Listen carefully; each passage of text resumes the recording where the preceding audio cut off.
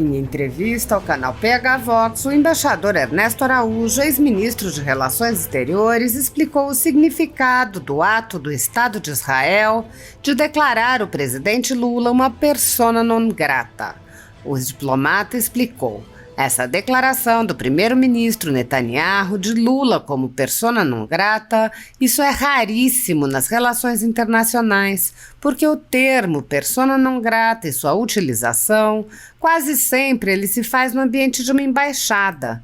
Isso está previsto na Convenção de Viena sobre Relações Diplomáticas, quando um país que hospeda uma embaixada estrangeira, de alguma maneira não quer mais aquele embaixador ou outro membro daquela embaixada, ele tem essa faculdade de declarar o embaixador ou outro diplomata persona non grata, que equivale a uma expulsão.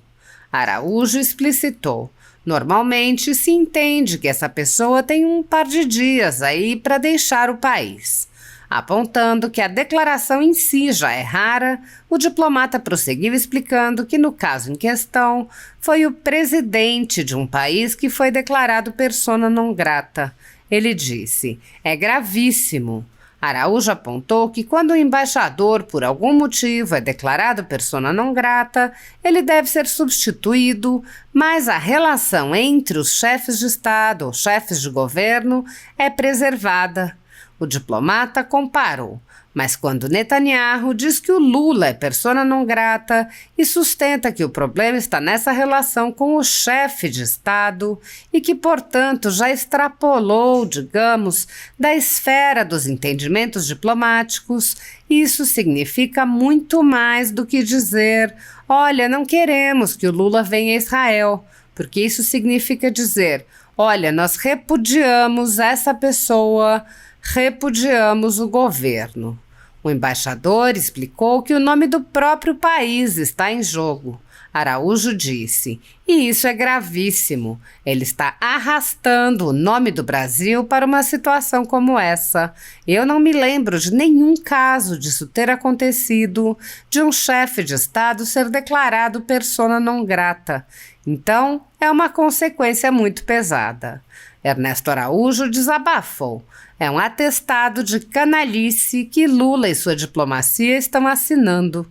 O diplomata acrescentou: o Brasil que se vê nessa situação, que obviamente não corresponde àquilo que os brasileiros querem e desejam, serem repudiados dessa maneira por uma fala como essa. Então, realmente é gravíssimo e muito profundo o que está acontecendo. Muitos brasileiros estão vivendo sob o jugo de uma ditadura em que seus direitos e garantias fundamentais estão sendo desrespeitados. O país tem presos políticos e pessoas, jornais e sites censurados. A totalidade da renda da Folha Política e também de outros canais e sites conservadores está sendo confiscada a mando do ministro Luiz Felipe Salomão, ex-corregedor do Tribunal Superior Eleitoral, em uma decisão que recebeu o respaldo dos ministros Luiz Roberto Barroso, Alexandre de Moraes e Edson Fachin.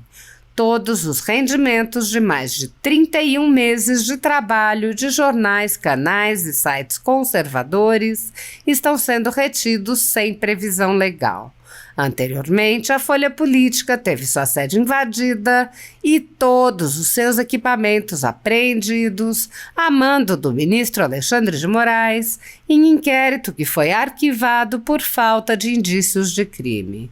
Se você apoia o trabalho da Folha Política e pode ajudar o jornal a permanecer em funcionamento, doe qualquer valor à empresa Raposo Fernandes através do Pix, usando o QR Code que aparece na tela ou o código ajude@folhapolitica.org.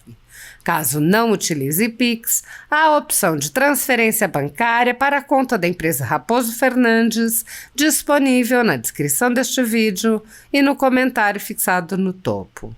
Há mais de 10 anos, a Folha Política vem mostrando para você os fatos da política brasileira, fazendo a cobertura dos 3 poderes e dando voz a pessoas que o cartel midiático quer calar. Pix ajude@folhapolitica.org. Assista.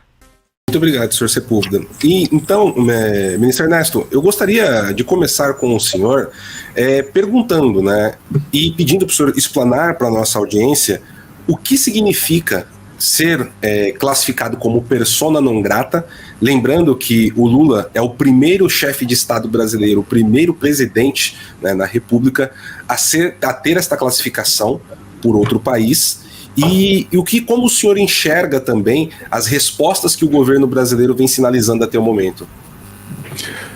Perfeito, Paulo. Essa declaração do primeiro-ministro Netanyahu, de Lula como persona non grata, isso é raríssimo nas relações internacionais, porque o termo persona non grata e a sua utilização, quase sempre ele se faz no ambiente de uma embaixada.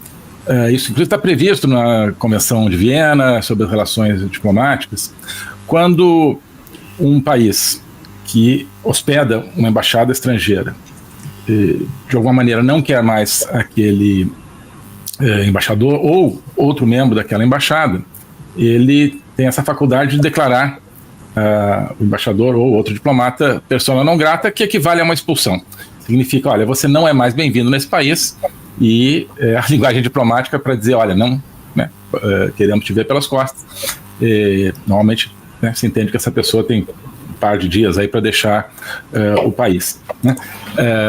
Então, esse é o uso normal técnico e é o que se aplica normalmente. Também é raro, mas se aplica, né? Declarar um presidente, um chefe de Estado, persona non grata, é gravíssimo, porque qual é o entendimento dentro da prática diplomática? Eu falei, olha, o embaixador ele é um representante do chefe de Estado do outro país junto a um...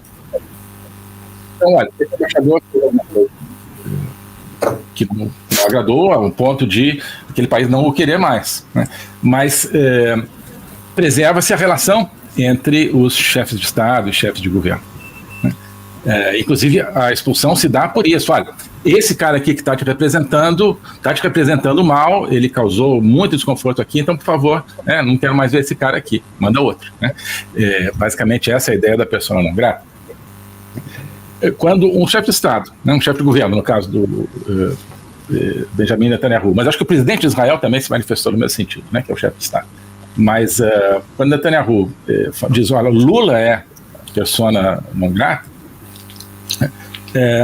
ele está dizendo que o problema está nessa relação com o chefe de Estado e que, portanto, já extrapolou, digamos, da esfera dos entendimentos diplomáticos.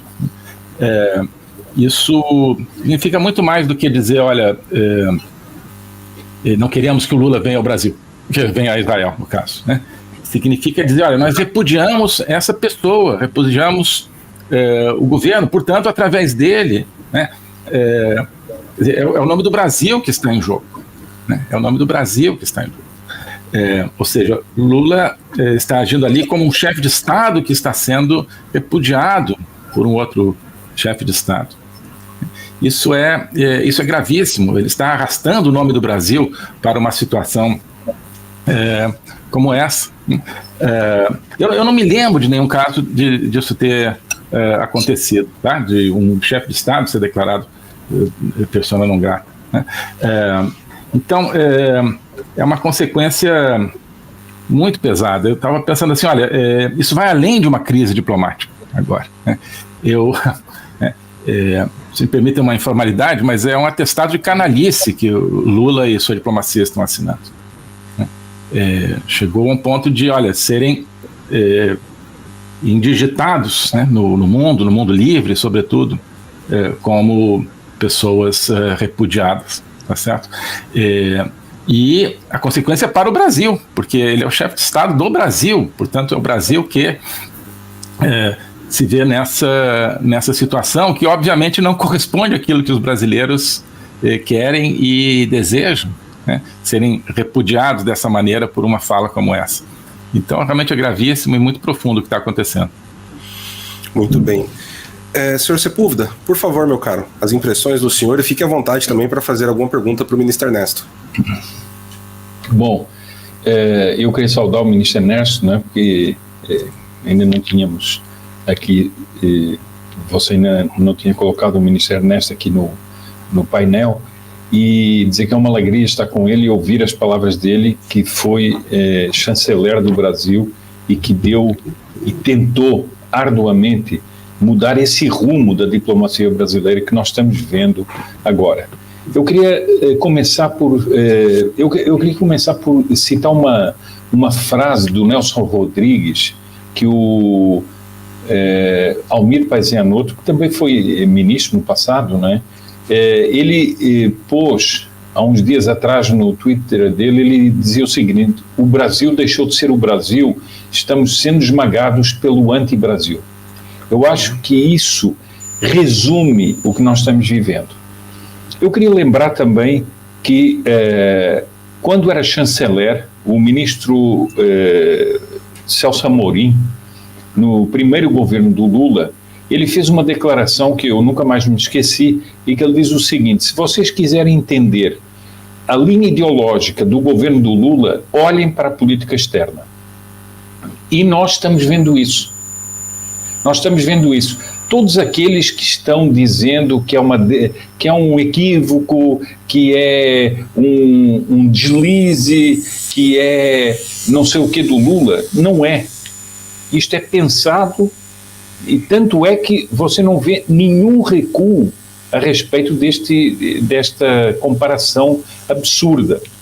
Mas eu queria, na linha do que disse o ministro Ernesto Araújo, porque não há outras palavras para exprimir isso, a canalice moral que está nessa declaração, eu queria dizer o seguinte: quando ele disse que nunca houve outro momento na história, eu pergunto o seguinte: e as matanças do comunismo? E o Camboja? E a União Soviética? E os países atrás da cortina de ferro? E Cuba? Isso tudo nunca existiu? Quer dizer, então, vejam como é a mente desse indivíduo. Ele está propagando uma mentira, e com essa mentira ele acoberta os crimes da corrente ideológica da qual ele faz parte. Mas há mais.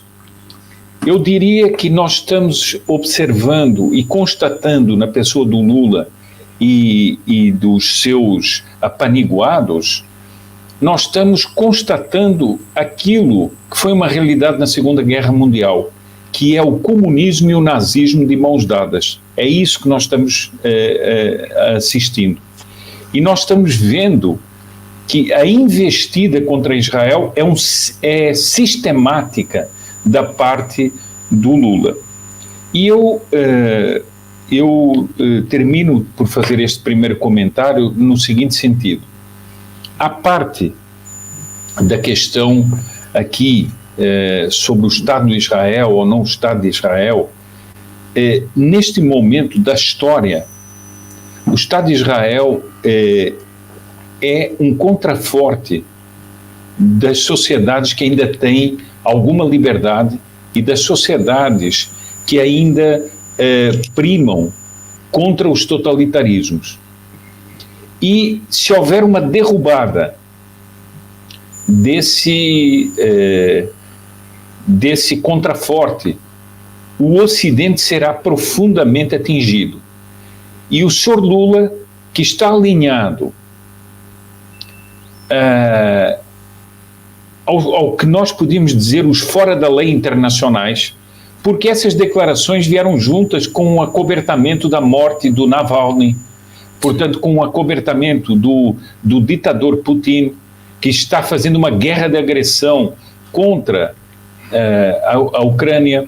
Elas vieram com o acobertamento do ditador da Venezuela, quando ele se fingiu de desentendido e disse que não sabia que as pessoas dos direitos humanos da ONU tinham sido expulsos da Venezuela, porque ele só sabe aquilo que lhe convém.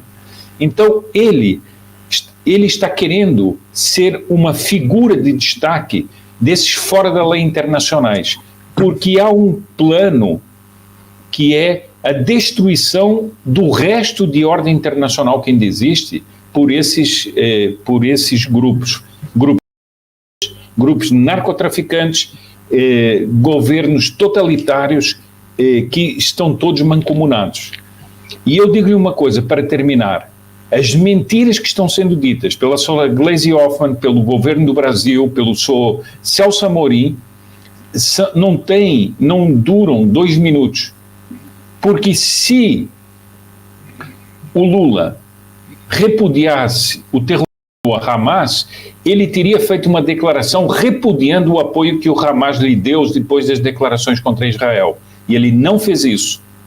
Portanto, ele está em conluio com o Hamas, que é um grupo que cometeu crimes atrozes, e ele está, portanto, alinhado com essas pessoas.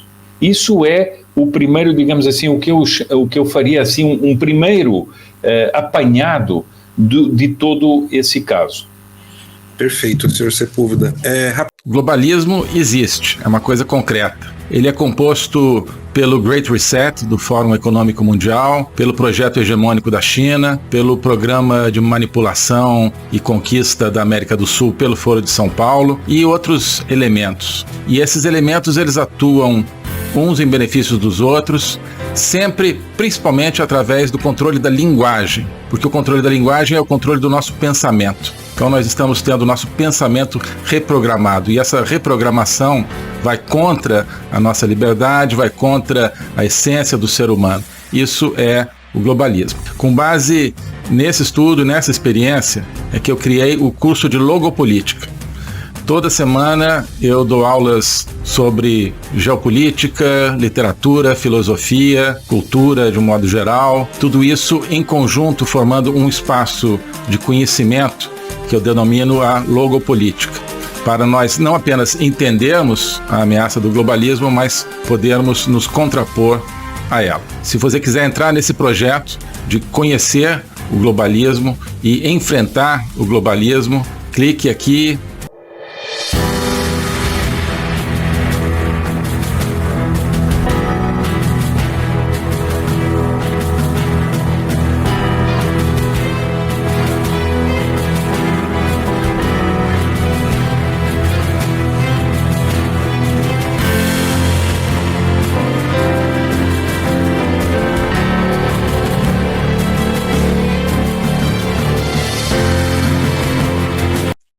Alô a todos. Hoje eu gostaria de falar sobre o meu novo curso de Logopolítica, onde eu vou colocar a versão completa daquilo que eu tenho a ensinar sobre o globalismo. O globalismo nas suas múltiplas dimensões: geopolítica, econômica, social, cultural, filosófica, dimensões que só podem ser entendidas em conjunto, e que só podem ser entendidas em conjunto a partir de uma perspectiva logopolítica, ou seja, uma perspectiva do logos. Logos é a essência do ser humano, é a racionalidade, mas é também a linguagem e a capacidade de se comunicar e de sentir a transcendência. E essa essência do ser humano está ameaçada e por isso a gente precisa entendê-la numa perspectiva logopolítica, portanto política, ou seja, que tem a ver com a discussão do destino, com a luta pelo destino. Portanto, logopolítica diz respeito à luta e ao combate pelo futuro da humanidade, pela essência do ser humano, que está ameaçada justamente pelo globalismo. Ensinar isso, para mim, é uma missão que eu quero compartilhar com vocês. É uma aventura intelectual para a qual eu quero convidar vocês, uma aventura que é fundamental para que possamos participar da luta justamente por um mundo verdadeiro, por um mundo autêntico, por um mundo que preserve a essência do ser humano, um destino de uma humanidade livre, de uma humanidade aberta justamente ao logos e a toda a sua complexidade. Nesse curso você vai entender esses grandes combates, quais são as ideias que estão por trás daquilo que ameaça essa essência do ser humano, as grandes ideias que estão se confrontando, quais são as ideias que precisam ser mobilizadas justamente para a defesa, para a preservação dessa nossa essência. Portanto, é preciso entender as discussões filosóficas que não são puramente abstratas, que têm a ver, que têm efeitos diretos na nossa vida diária. Então, quando nós vemos os fenômenos da inflação, da guerra, da carestia, de várias carências no mundo de hoje, nós estamos diante, no fundo, de processos que têm a ver com as ideias. São as ideias por trás desses processos que determinam a sua problemática. Então, essa concepção de um ser humano sem essência, sem transcendência, que nós vemos hoje na nossa sociedade, essa concepção é que tem consequências dramáticas, inclusive na nossa vida material. Atrás dessa concepção existe um projeto de controle total, um projeto totalitário, de domínio. É por causa disso que nós assistimos hoje a fenômenos que nos parecem caóticos, que nos parecem desconectados, mas que vão acabando com a nossa liberdade, vão desestruturando a nossa sociedade, fazendo com que nós vivamos, mesmo dentro de países teoricamente democráticos, cada vez mais dentro de uma sociedade de controle. Então, nós hoje você certamente tem dificuldade de entender o que está acontecendo no mundo. Isso é decorrente justamente de visões parciais, que eu vou procurar cobrir e conectar. Então, não adianta entender apenas economia, apenas conflitos militares, ou apenas algumas questões sociais. É preciso entender as ideias que querem dominar o mundo e as ideias que precisam ser resgatadas para que nós preservemos a liberdade do mundo. Então é isso que eu quero oferecer a você nesse curso de Logopolítica. Nós vamos estudar o conceito, a evolução, a manifestação do globalismo, na história recente, sobretudo, mas ao longo de toda a história humana, as ideias atuais que conformam o globalismo, elas são muito antigas, assim como as ideias de defesa e preservação da essência do ser humano também são antigas. Então nós vamos lá atrás, nos gregos, nos pré-socráticos, Platão, Aristóteles e vários outros autores ao longo da história, procurar entender tanto as ideias da defesa do logos, da defesa da essência do ser humano, quanto as ideias que hoje ameaçam tão fortemente e tão incisivamente a nossa liberdade.